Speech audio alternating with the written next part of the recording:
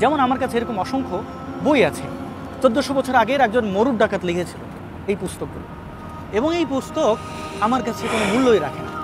এবার আমি আপনাদের ঘোষণা করতে চাই যে আগামী 27 আগস্ট যখন তারা ফরিকবালের বই পড়াবে, তখন আমি এরকম কোরআনের অসংখ্য পৃষ্ঠা পুড়িয়ে তাদের সাথে একাত্মতা পোষণ করব। কারণ এই বই আমি আমার টাকা দিয়ে কিনেছি এবং এই বইয়ের প্রতি আমার কোনো সম্মান নেই। এই বইয়ের যে লেখক, সে কুখ্যাত মরুর ডাকাত মুহাম্মদ, তার প্রতি আমার কোনো শ্রদ্ধা নেই। আমি তার বই ছিঁড়ব এবং পড়াবো।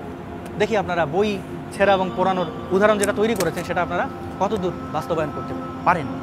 আপনারা অন্যের দিকে ঢিল ছুড়বেন, সমাজে ঘৃণা ছড়াবেন এবং আশা করবেন আপনাদের সাথে এটা হবে না। এটা তো খুবই জি, আসসালামু আলাইকুম।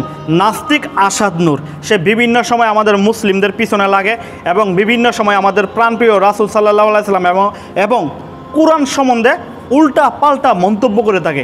এবারে সে কী বলল? সে কার পক্ষে কথা বলতে গিয়ে আমাদের কোরআনকে অপমান করেছে জানেন? কার পক্ষে? কে চিনি? জাফরুল্লাহ। এই জাফরুল্লাহটা কে? জাফরুল্লাহ হচ্ছে গত কয়েকদিন আগে ছাত্রদের বিপক্ষে একটা এই ফেসবুক স্ট্যাটাস দিয়ে, সে কবি, লেখক, সাহিত্যিক জাফরুল্লাহ। সে ফেসবুকে স্ট্যাটাস দিয়েছিল ছাত্রদেরকে রাজাকার, মানে তার চোখের সামনে যদি ছাত্ররা পড়ে তাদেরকে রাজাকার মনে হবে, এই কারণে কখনো কোনো দিন ছাত্রদের সামনে পড়বে না, এরকম একটা মন্তব্য বুঝি সে ফেসবুকে করেছিল। এর পরবর্তীতে আমাদের বাংলাদেশের মানুষ বয়কট করেছে তাকে, মানে জাফরুল্লাহকে, যে জাফরুল্লাহর বই কেউ পড়বে না।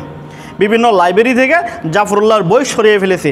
সে তার পক্ষ নিয়ে উনি আমাদের পবিত্র কোরআনকে আবারও অবমাননা করেছে। সে কের সাথে কী তুলনা করছে আপনাকে একবার চিন্তা করছেন? মানুষের মস্তিষ্ক খারাপ হইতে পারে, ওই আসাদ নূর, নাস্তিক আসাদ নূরের মস্তিষ্ক মানে কতটুকু মাথা খারাপ হয়েছে।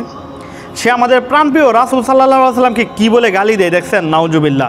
আল্লাহর গজব যে তার উপরে পড়বে এটা পৃথিবীবাসী দেখতে পারবে।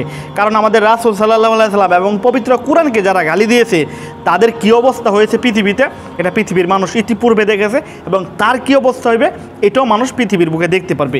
সে আমাদের পবিত্র কোরআন ছিঁড়তেছে, পবিত্র কোরআন ছিঁড়ে তারপর মিল্লা দিয়ে মানে সামনে করে ফালাই দিতেছে।